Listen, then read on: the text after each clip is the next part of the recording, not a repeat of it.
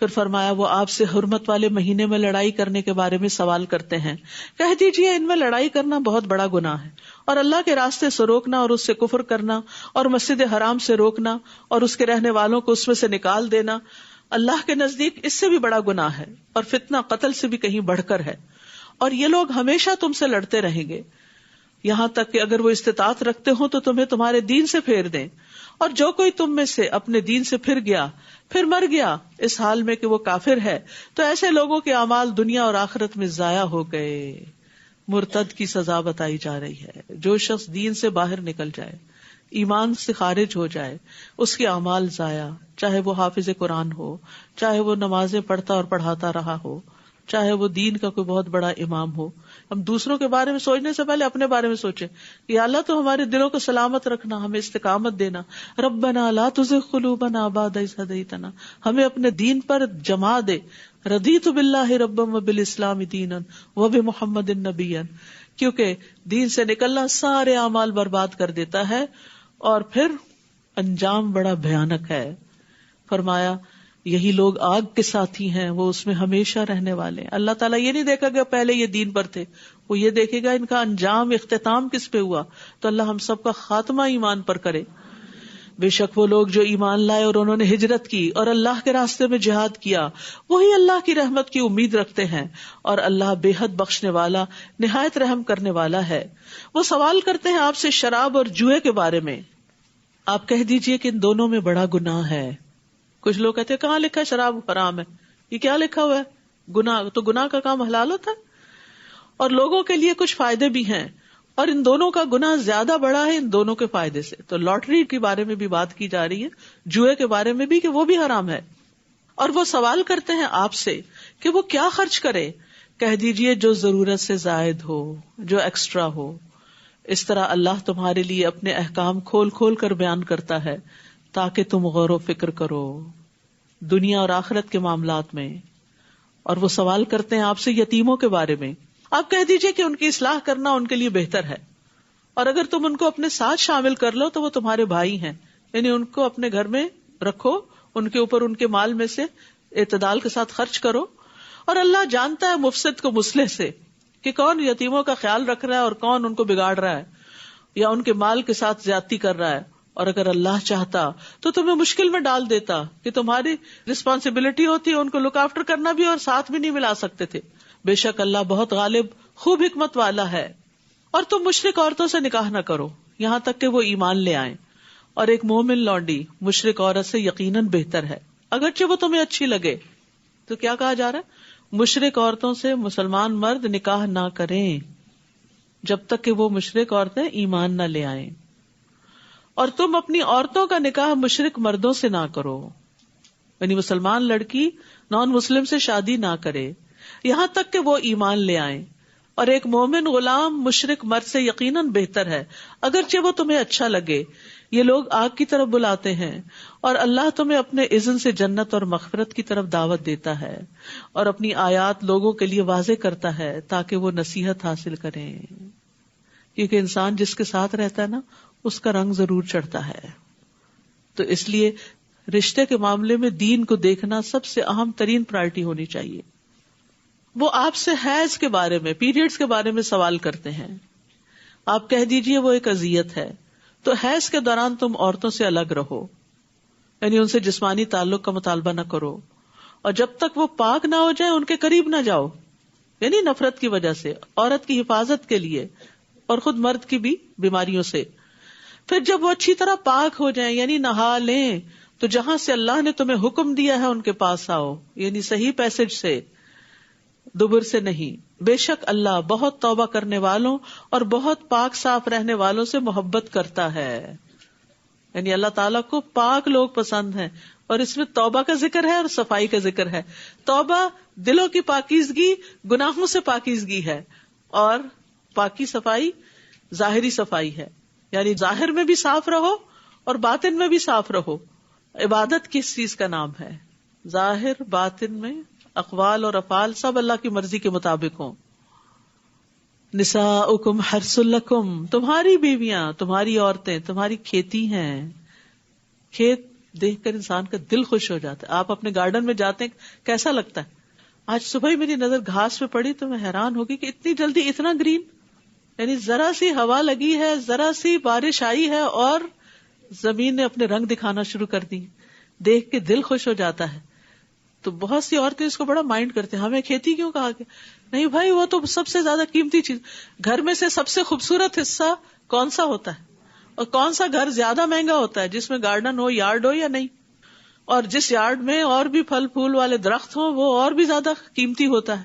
تو عورتوں کو اللہ تعالیٰ نے بہت قیمتی اور بارونق اور خوبصورت چیز سے تشبیہ دی ہے. اور ساتھ ہی یہ کہا کہ تم اپنی کھیتی میں جس طرح چاہو آؤ, یعنی جب چاہو ان سے تعلق قائم کرو اور ان کو دیکھ کے خوش ہو, ان سے خوشی حاصل کرو, ان سے سکون حاصل کرو. عورت کو اللہ نے شوہر کے, مرد کی تسکین کے لیے, خوشی کے لیے پیدا کیا. اس کا یہ مطلب نہیں وہ خود خوش نہیں ہوتی. جب وہ دوسرے کو خوش کرتی ہے تو خود بھی خوش ہوتی. یعنی یہ صرف مرد کی ضرورت نہیں ہے کہ اس کے پاس ایک عورت ہو, عورت کی بھی ضرورت ہے کہ اس کے ساتھ ایک مضبوط سہارا ہو مرد کی شکل میں, جو اس کو پروٹیکشن دے. کیونکہ مرد کا رول تھوڑا سا فرق ہے.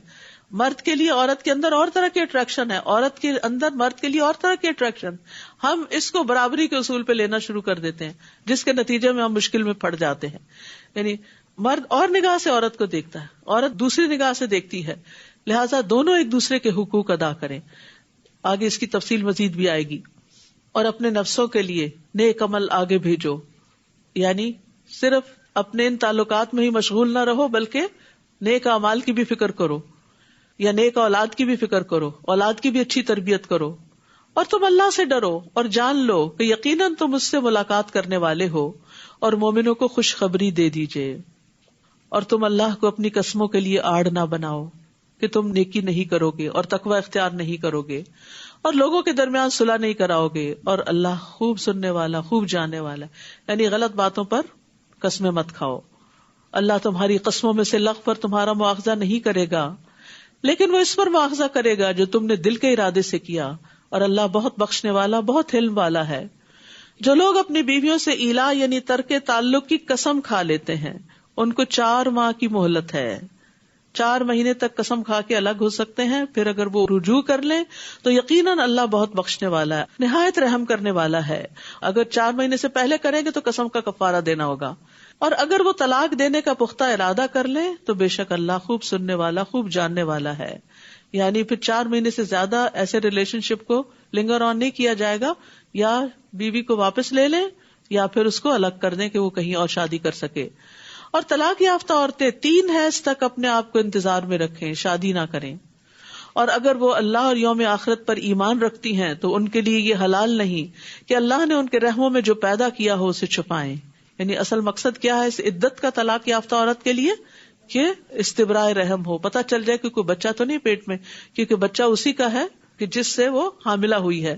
اور ان کے شوہر دوران عدت انہیں لوٹا لینے کے زیادہ حقدار ہیں, یعنی 3 مہینے کے اندر یا 3 حیض کے اندر, اگر وہ اصلاح کا ارادہ رکھتے ہوں. یہ شرط ہے, یعنی ستانے کے لیے نہیں کہ پھر دوبارہ اسی طرح ذلیل کریں گے, لڑکائیں گے, اور پھر جب چاہیں گے طلاق دے دیں گے اور پھر عدت میں واپس لے لیں گے. اور ان عورتوں کے لیے معروف طریقے سے ویسے ہی حقوق ہیں جس طرح ان پر ذمہ داریاں ہیں. وَلَهُنَّ مِثْلُ الَّذِي عَلَيْهِنَّ بِالْمَعْرُوفِ وَلِلرِّجَالِ عَلَيْهِنَّ دَرَجَةٌ, اور مردوں کا ان عورتوں پر ایک درجہ ہے. اللہ نے یہ درجہ رکھا ہے. اگر نہیں مانیں گے تو 2 نقصان ہیں. ایک اللہ کی نافرمانی ہے, اس کا خمیازہ بھگتنا ہوگا, اور دوسرے حقیقت کا انکار, اس کا نقصان. یعنی جس کو اللہ نے رسپیکٹ دینے کے لیے کہا ہے اسے رسپیکٹ دینی چاہیے, جس کی بات ماننے کے لیے کہا اس کی بات ماننی چاہیے. اگر نہیں مانیں گے تو پھر نقصان ہی نقصان ہے, کچھ فائدہ نہیں.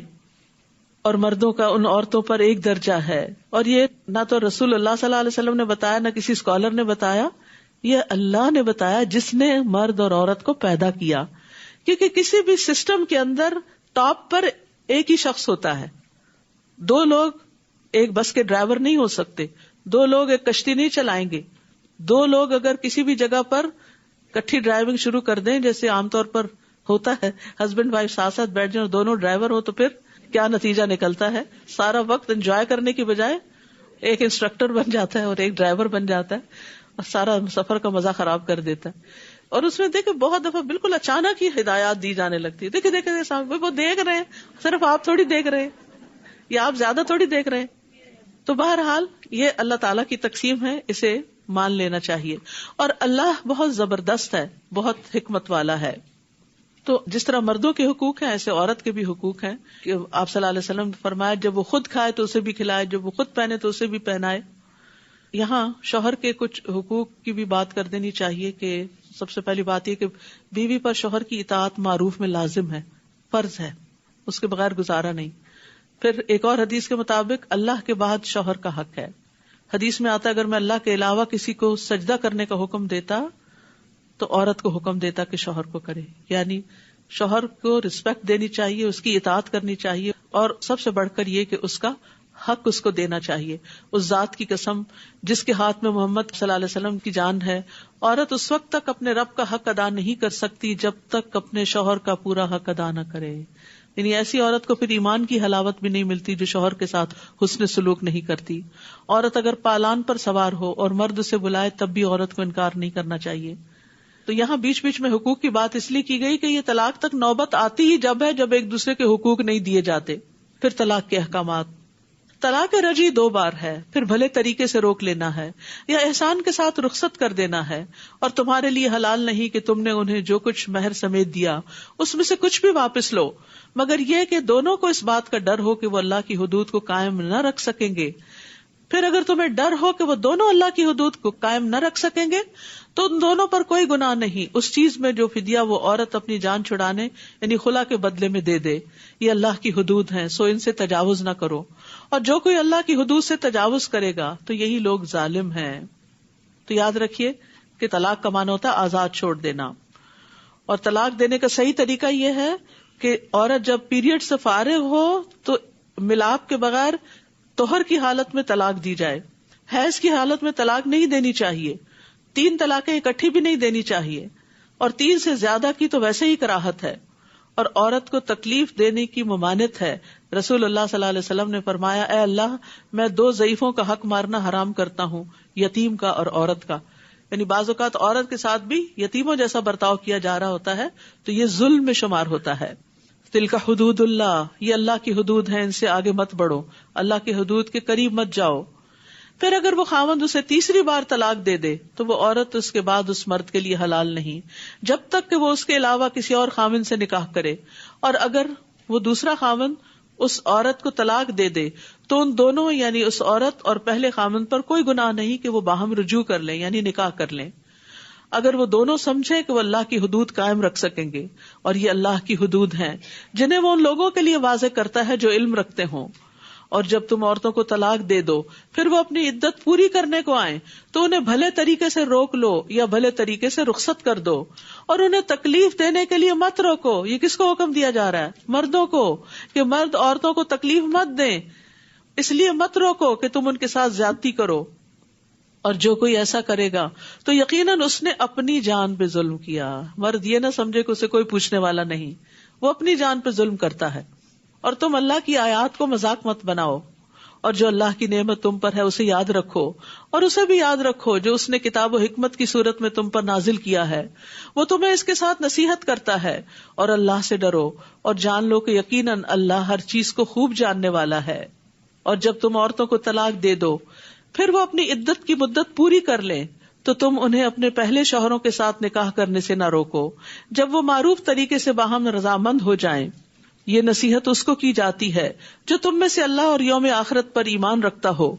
یہ بات تمہارے لیے زیادہ پاکیزگی اور طہارت کا باعث ہے, اور اللہ جانتا ہے اور تم نہیں جانتے. اور مائیں اپنی اولاد کو مکمل 2 سال دودھ پلائیں, یہ حکم اس کے لیے ہے جو رضاعت کی مدت کو پورا کرنے کا ارادہ کرے. اور والد کے ذمے معروف طریقے سے ماؤں کا کھانا اور کپڑا دینا ہے. کسی نفس کو اس کی وسعت سے بڑھ کر تکلیف نہ دی جائے, نہ تو والدہ کو اس کے بچے کی وجہ سے نقصان پہنچایا جائے اور نہ ہی والد کو اس کے بچے کی وجہ سے کسی طرح کا نقصان پہنچایا جائے.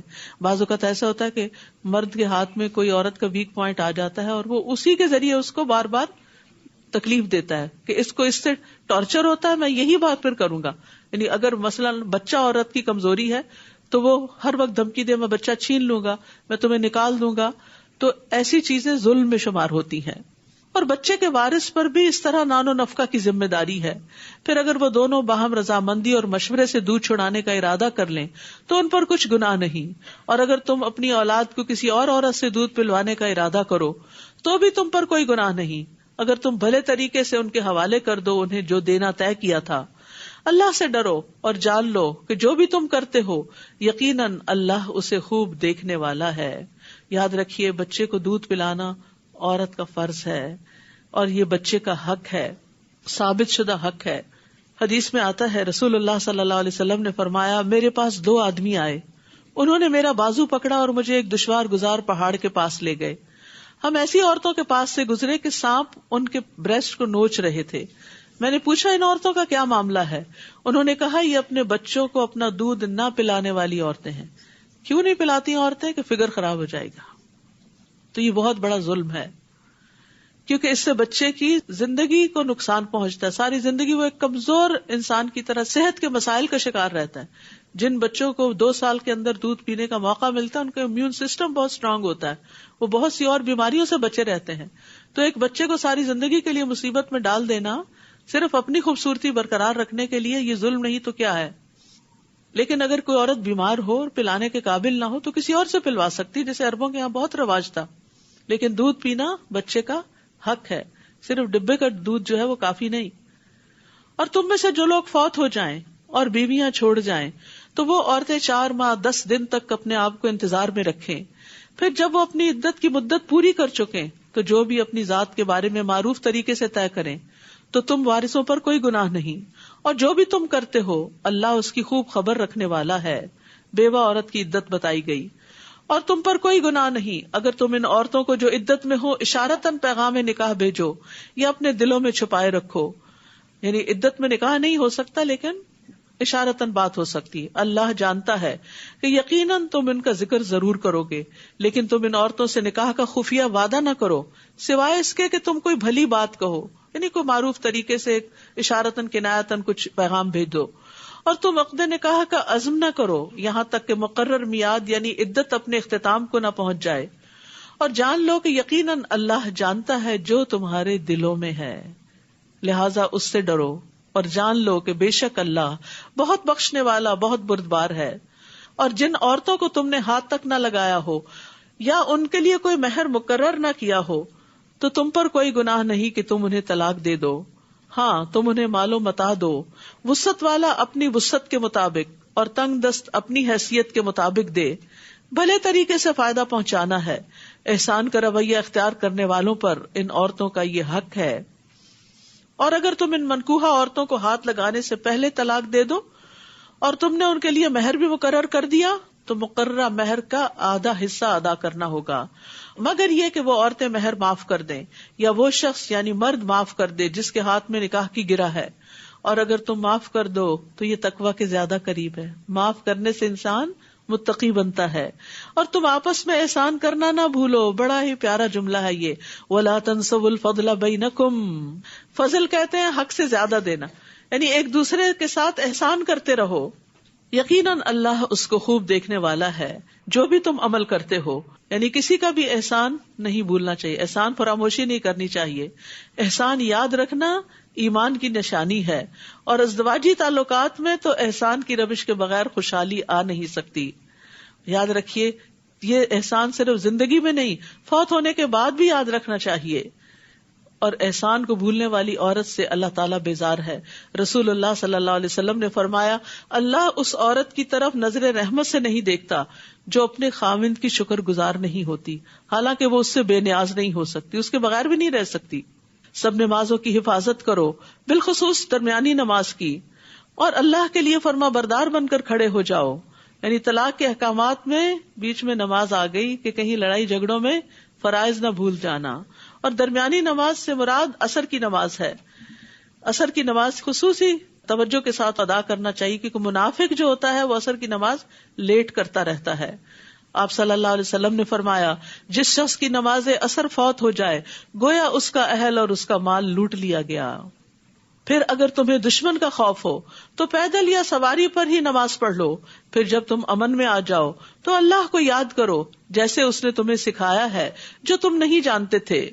اور جو لوگ تم میں سے فوت ہو جائیں اور بیویاں چھوڑ جائیں وہ اپنی بیویوں کے حق میں 1 سال تک بغیر گھر سے نکالے نان و نفقہ پہنچانے کی وصیت کریں.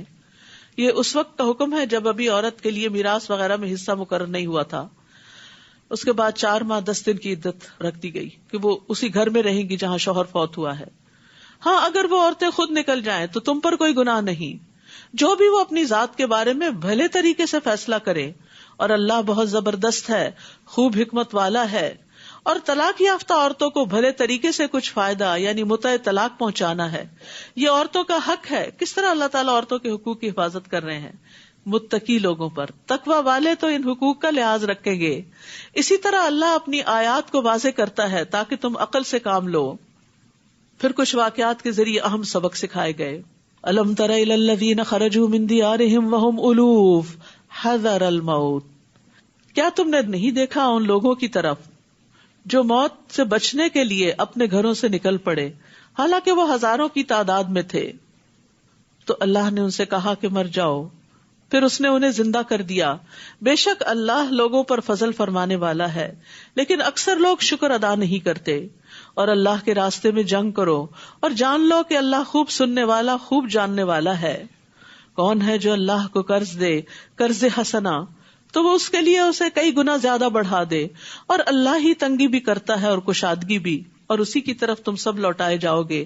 یہاں پیچھے فی سبیل اللہ جنگ کی بات ہوئی، جیسا کہ آپ جانتے کہ مدنی صورت ہے، اور مدینہ میں ہوتے ہوئے نبی صلی اللہ علیہ وسلم پر تقریباً ہر سال اور کبھی سال میں 2 بار بھی جنگ مسلط ہوئی. جب جنگ لگتی ہے تو آپ کو معلوم ہے سب سے زیادہ اکانومی متاثر ہوتی ہے، تو زیادہ سے زیادہ پھر اللہ کے راستے میں صدقہ کرنے کا حکم دیا گیا اور اس کو قرض حسنہ شمار کیا گیا. قرض حسنہ وہ قرض ہوتا ہے جس میں ثواب کی امید کی گئی ہو، جو دل کی خوشی سے دیا گیا ہو. ابن مبارک کہتے ہیں وہ قرض جو حلال مال سے دیا جائے.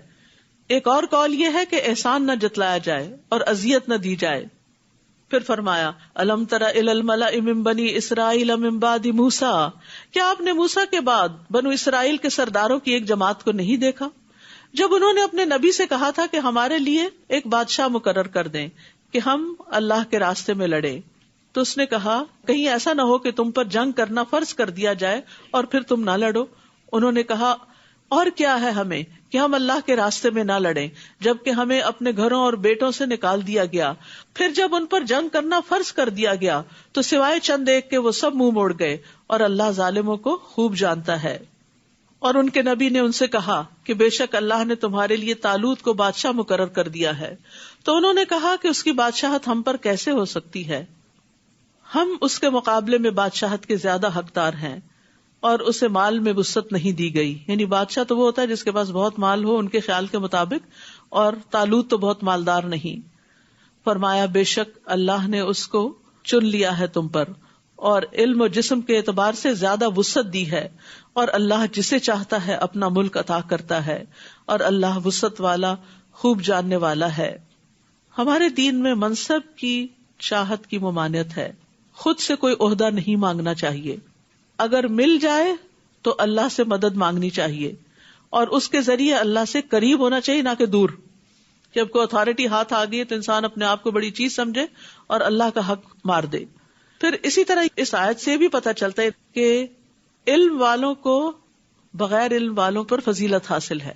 اللہ نے طالوت کو کس بنا پہ چنا؟ میرٹ کیا تھا کہ اس کا علم زیادہ ہے. دوسرا میرٹ کیا تھا؟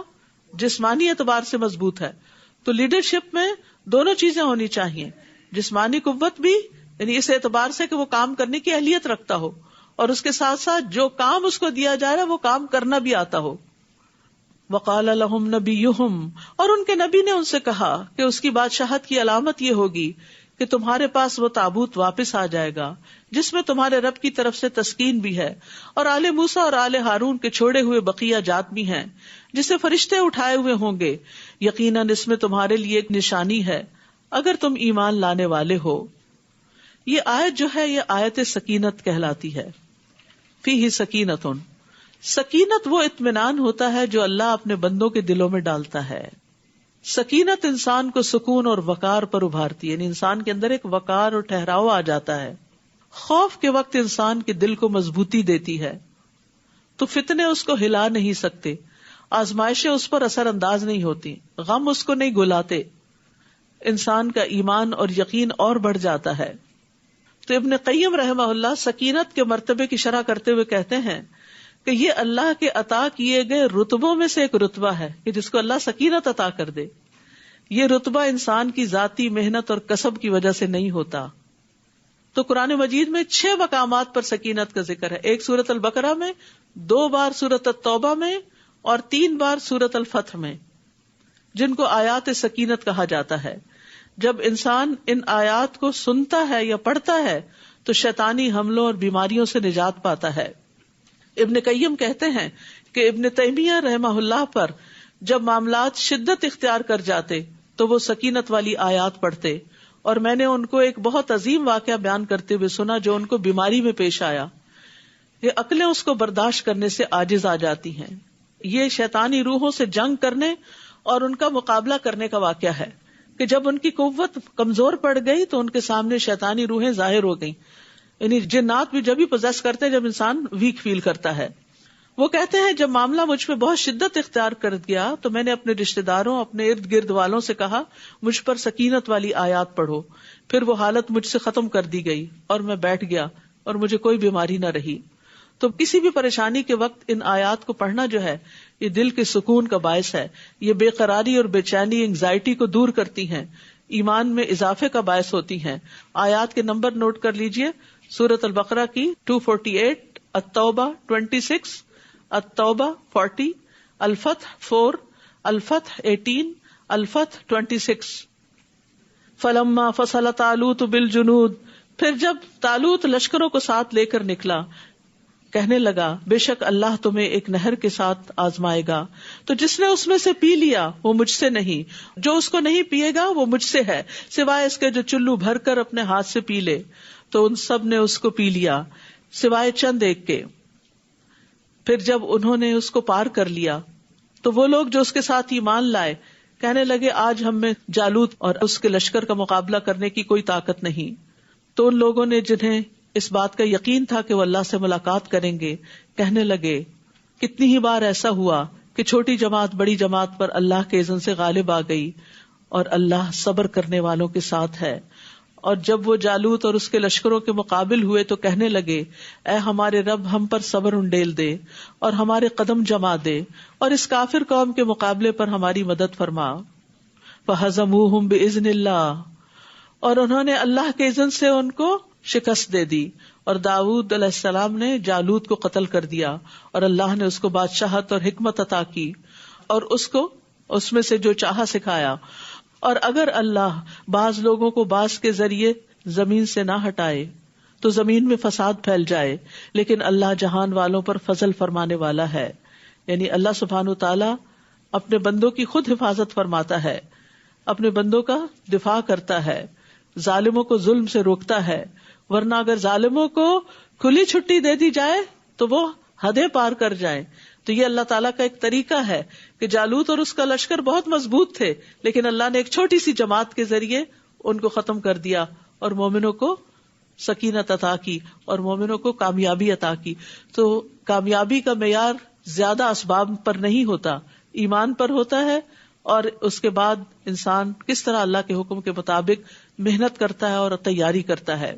تلک آیات اللہ نتلوها علیک بالحق وَإِنَّكَ لَمِنَ الْمُرْسَلِينَ، یہ اللہ کی آیات ہے جنہیں ہم آپ پر حق کے ساتھ پڑھتے ہیں اور یقیناً آپ رسولوں میں سے ہیں. وآخر دعوانا ان الحمد للہ رب العالمین. سبحانک اللہم وبحمدک اشہد ان لا الہ الا انت استغفرک واتوب الیک. السلام علیکم ورحمۃ اللہ وبرکاتہ.